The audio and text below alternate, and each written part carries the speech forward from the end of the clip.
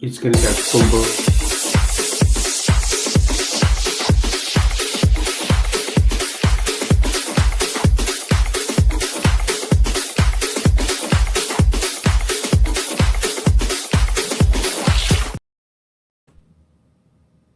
Hello, folks. Welcome again to another Team Talk. This one is an important one. You know, we've been doing lots on business development, coaching, etc., but we've got the budget has hit us a couple of weeks ago, and this has impact on employment and the Employment Rights Bill, and loads of other changes for your clients and your own businesses too. So really pleased today to welcome Devon-Lee, and how do I say your surname again, Devon-Lee? Devon-Lee Andriés. We don't make it easy, do we? It's such a great name. It's better than Paul Chamberlain Yes. or Simon Block. It's much better than that. No disrespect to our partners there, but Devon-Lee, thank you for joining us. You've been given a challenging discussion point, haven't you, by the partners there? But it's important to pick this apart, because as recruitment owners, if we understand some of these changes, we can educate some of our clients, because they might not be behind this stuff, which is really good. So I'm going to ask you to introduce yourself and talk a little bit about your position at JMW, and then we'll get into this. Brilliant. Well, hi everyone. My name is Devon-Lee, as Simon has said, and I am a senior associate in the employment team at JMW.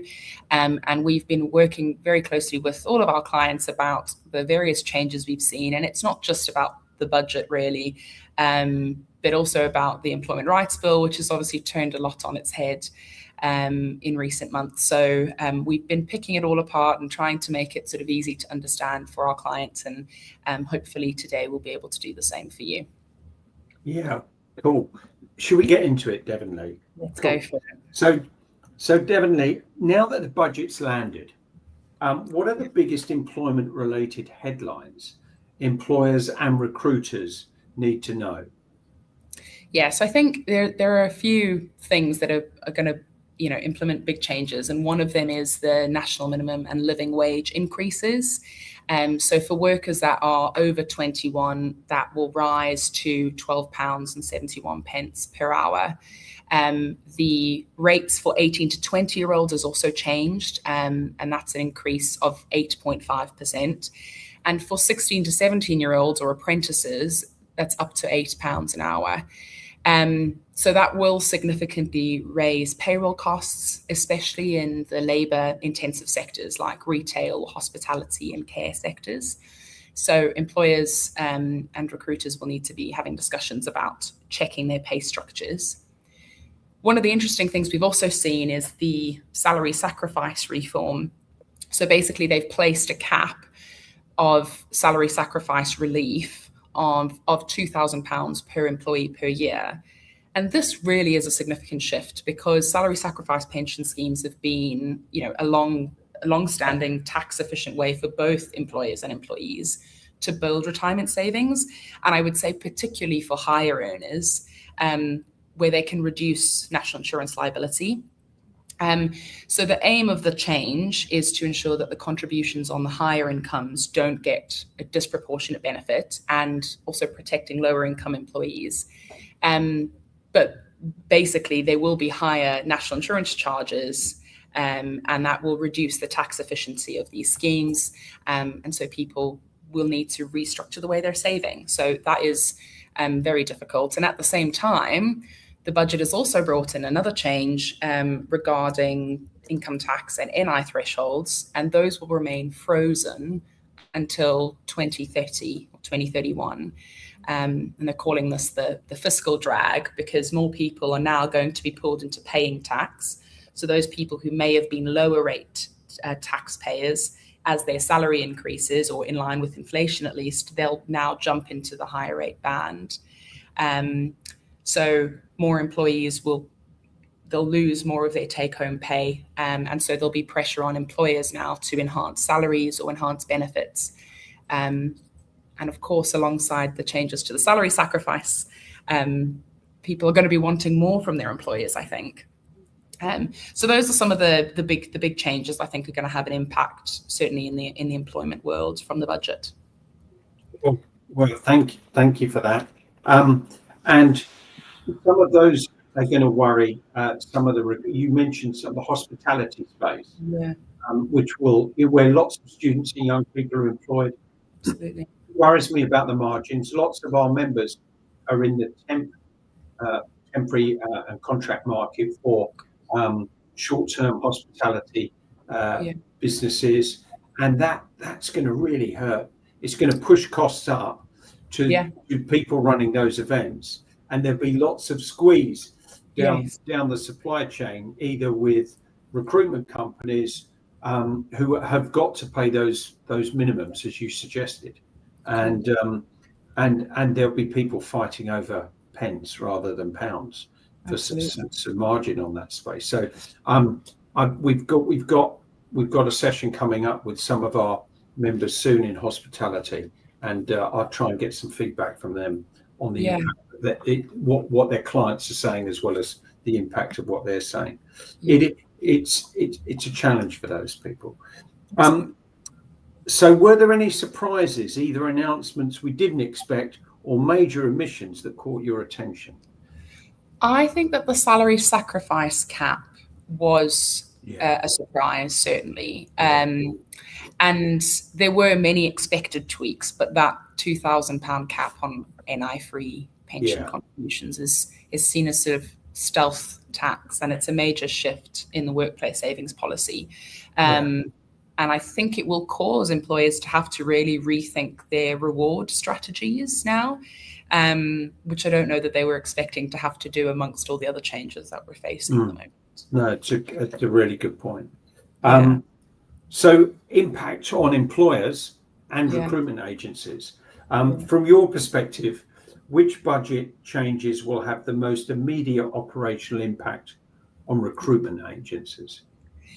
Yeah, I think the national minimum wage and living wage changes will have the most immediate impact. I think a lot of the other impacts will sort of follow, but in terms of the first impact, it's going to be hit by that. Agencies are going to need to be adjusting their rate cards and renegotiating client contracts, updating their payroll, and ensuring compliance, certainly from a tax perspective as well. And as you mentioned, certainly those in the hospitality sector are going to see that they're going to need to act really quickly, and it's going to apply to a lot of their workforce.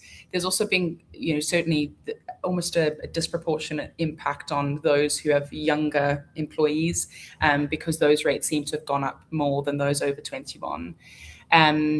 So I think that the changes that we just mentioned now about the freeze on income tax and the fiscal drag, reducing take-home pay, that's probably going to cause quite a lot of concern from employees who will be asking lots of questions or maybe trying to negotiate higher salaries.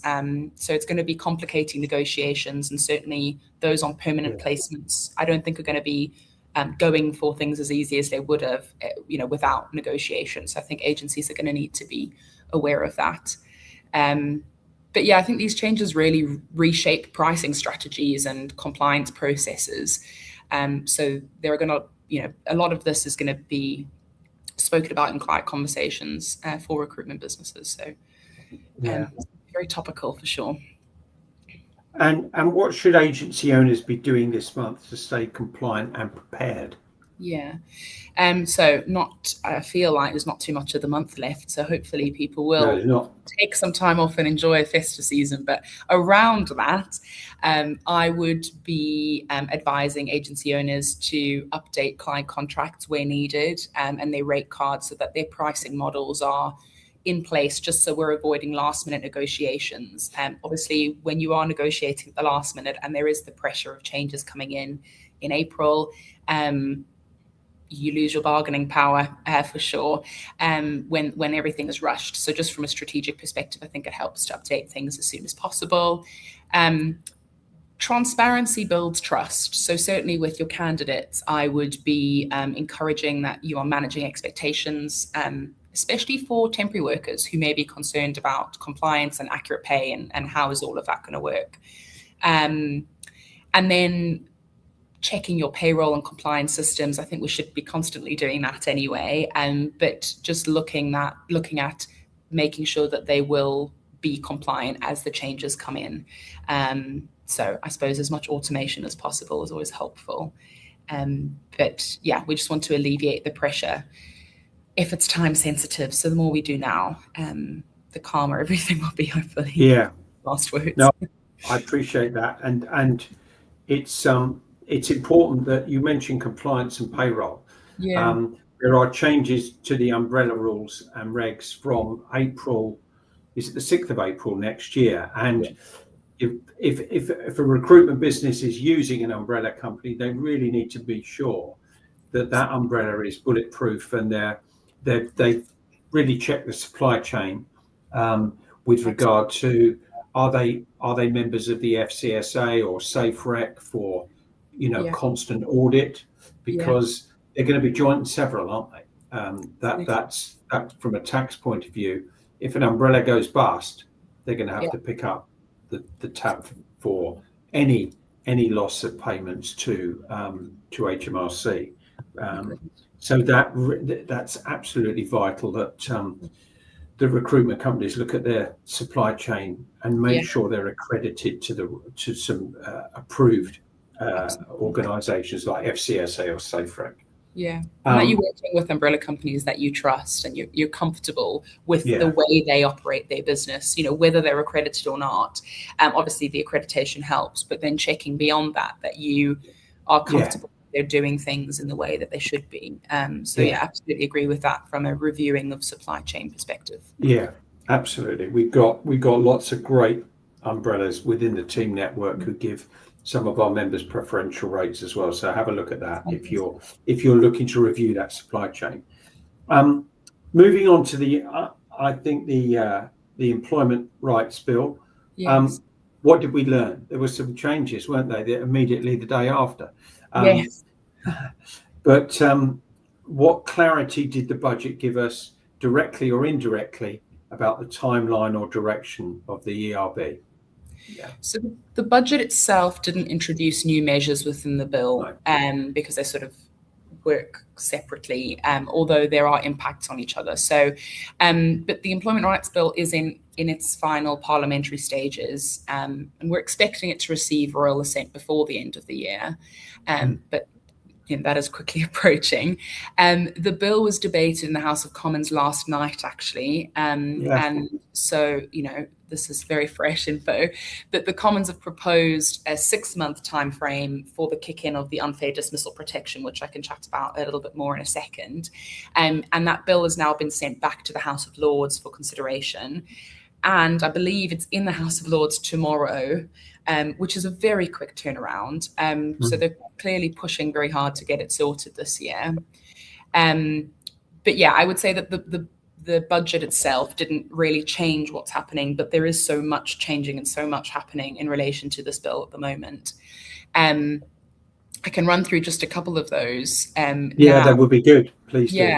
So in April 26, we're looking at, once this has received royal assent, and if this all goes through, we're dealing in a lot of everything's caveated by if this happens and if the date doesn't change, and there's still negotiations going on. So we're living in limbo at the moment. But as we now understand it, in April 26, we'll see the collective redundancy protective award doubled. So that's going from 13 weeks to 26. The day one paternity leave and unpaid parental leave will come in. There are whistleblowing protections. The Fair Work Agency body is going to be established. And we know that statutory sick pay they'll remove the lower earnings limit and the waiting period. So basically everyone will be entitled to statutory sick pay from day one of their absence, which is quite a mega change, really, considering that it used to kick in at day 4. Back end of next year, October, fire and rehire practices are going to be restricted. There are changes to prevent sexual harassment, in that at the moment we have a duty to take reasonable steps, but that wording changes slightly in October next year, that employers must take all reasonable steps to prevent sexual harassment. Very, very small little word that makes quite a lot of difference around what employers will be expected to do. There will also be some liability regarding third-party harassment on employees. A big one, certainly in my world, is that employment tribunal limits will be extended. So there'll be 6 months to bring a claim. Yeah. And at the moment, we know that a change that's kicked in this month actually is regarding the ACAS early conciliation period, and that's been extended from 6 weeks to 12 weeks. And now next year there'll be more months for the claimants to bring claims. So I think we're going to see a big influx of that. And in 2027, there'll be some more changes coming in, certainly applying to 0 hours contracts, regulation of umbrella companies, and some flexible working changes as well. And there's so many that I haven't even mentioned, and we'll be here all day if I sat and discussed. Yeah. There's really a question though. If I could go back to, you said with regard to sexual harassment, yes. There's a one-word change. Yes. What impact do you think that's going to make for employers in terms of what is the difference? Is that defined? It's not, because it's all reasonable steps. Yeah. So it's not defined, certainly as I would, as a lawyer, love it to be defined. We'd love there to be more certainty. And I think one of the other things is because this is a new provision, even the provision as it is new, we haven't really seen it tested in employment tribunals. No. But our understanding of it is you need to be taking reasonable steps. Now, reasonable steps might be what applies for one business does not apply for the other, because this business may be smaller and have less time and resource and money, etc. So what's reasonable on this side and what's reasonable on that side? As we understand it, you just need to be taking some reasonable steps effectively. That's where we are. And I think next year, October, the tribunal is going to be saying you need to take all reasonable steps, every reasonable step. So every step within what you can afford or what time you have and the team you've got. So you're having to really push it to the limit of have we done everything we can within reasonable. So it's all quite fluffy and up in the air, to be completely honest with you. So we're going to have to see how it's tested, but we're certainly helping. I think it's a good amendment. I mean, let's face it. Nobody wants sexual harassment in the workplace. You need to protect individuals, but we probably need to dig deeper at a later stage on giving some practical advice to employers, our members, on what that might look like, and what magistrates might look for, if that comes to claims. Absolutely. So I've got another question for you on the ERB, but I think you've covered most of that. Should employers start preparing for any of these changes now, even without confirmed dates for some of the things? I know we've got some confirmed dates next year, but it doesn't hurt, does it, to get organised fast? No, it doesn't hurt. And I think getting organised, understanding how that might impact your business is important. But we are also cautioning our clients to not make knee-jerk reactions and going, I'm just going to overhaul this entire side of our business so we comply with that, because that might change. So I think while we don't know exactly what's happening, I think if looking at the changes, oh my goodness, that's going to have a massive impact on the way I run my business, or we are definitely going to not be compliant with that. If it's the kind of change that is going to take some months, start making those changes. But if generally you're compliant as you are and you can sort of put contingencies in place to help you make those changes when they come in, then I think you're good to go. But employers do need to, they certainly can't be burying their heads in the sand at this stage. They need to be educating themselves or taking advice on what the changes will be. There's you mentioned one change, the SSP on day one rights for those. There's a lot of people really concerned about that, employers, in terms of productivity impact. So if people know, if they've had a boozy weekend and they can call in sick on a Monday, I'm not feeling great. That's gonna, we might see Mondays as a low attendance day for some elements. I'm not pointing the finger at any particular sector or business type, but that's going to be tough for people, especially if you've got a temp workforce that will, they're going to be employed by your umbrella or directly by you as in a recruitment business. So you need to think about those. That could have a significant impact on your productivity and your ability to charge out to clients if they don't turn up. You still got to pay them SSP. Yeah. Okay.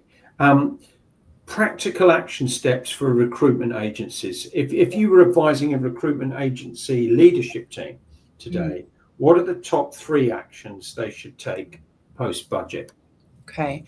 The first is one that you've actually helpfully mentioned and summarized beautifully, is if you use umbrella companies, we need to be looking at your supply chain at the moment. Yeah. So we've covered that, I think. I would say you want to be planning for financial resilience because there's a lot of changes and we need to be setting ourselves up for success. So building models that will anticipate the April 26 wage hikes and the long-term impacts like the pension salary sacrifice cap, which is only coming in much later, but the impact will be big. So we need to be planning for that. And that way you can sort of protect margins and keep competitive in a tough market.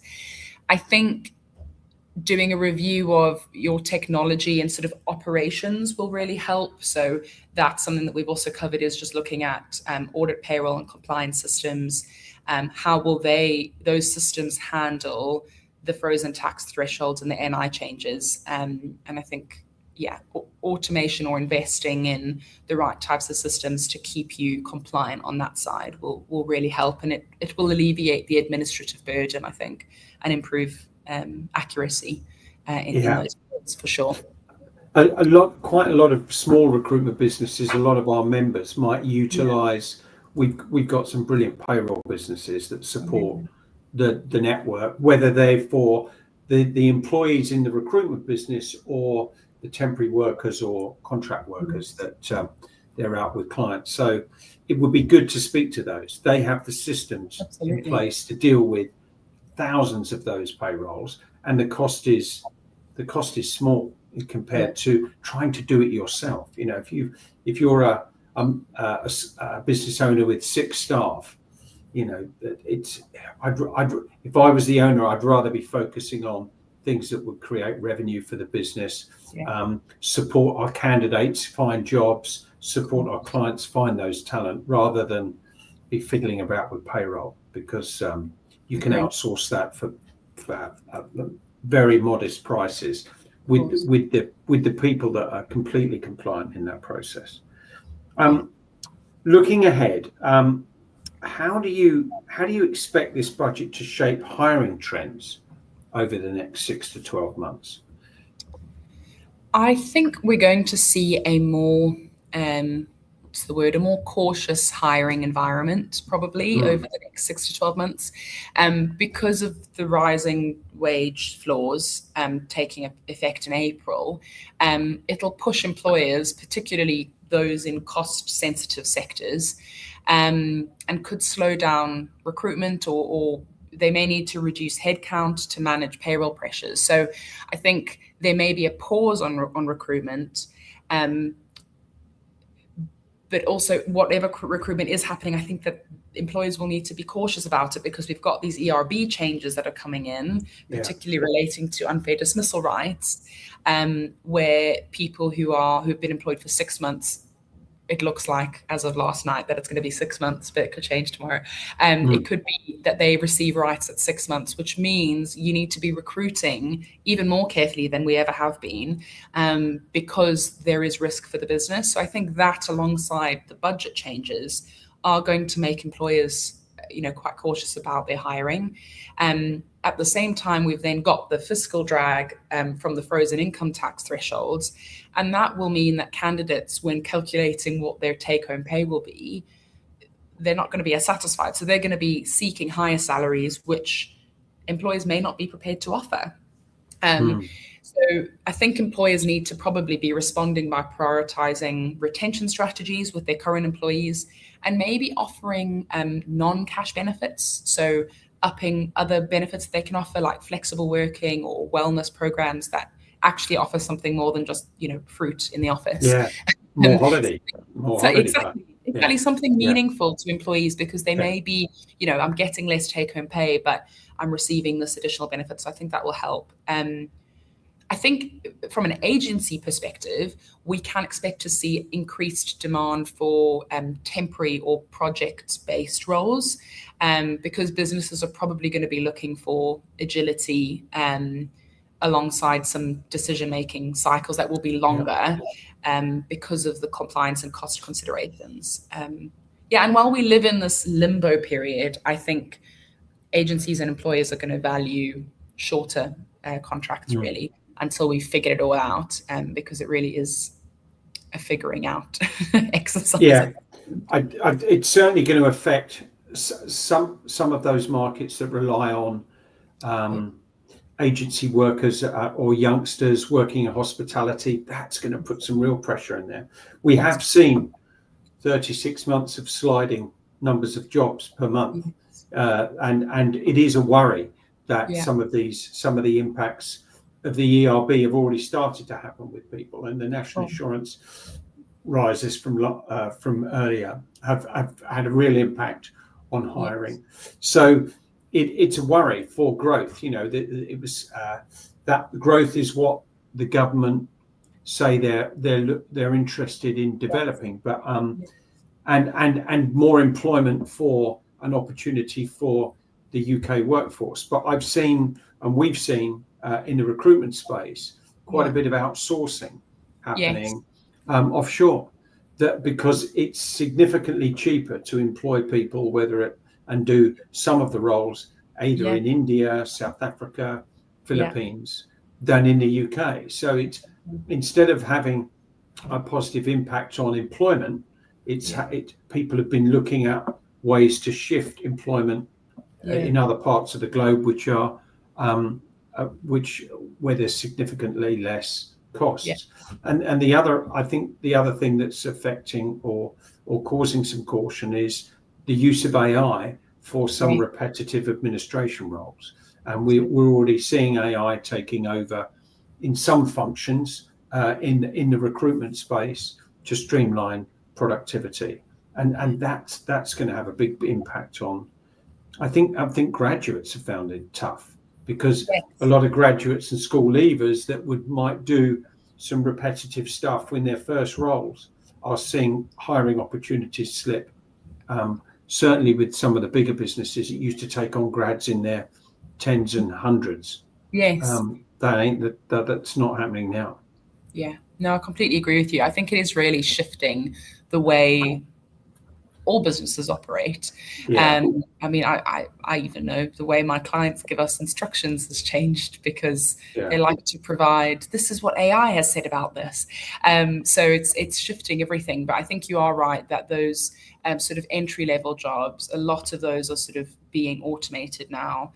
And that's changing hiring trends then, because there are, we've got, the market is saturated with candidates at that level, and there probably aren't enough jobs for that. So it is changing significantly. Some of the information that comes out, and thank you to JMW for sharing your knowledge and experience on the ERB, umbrella reforms, and the budget feedback.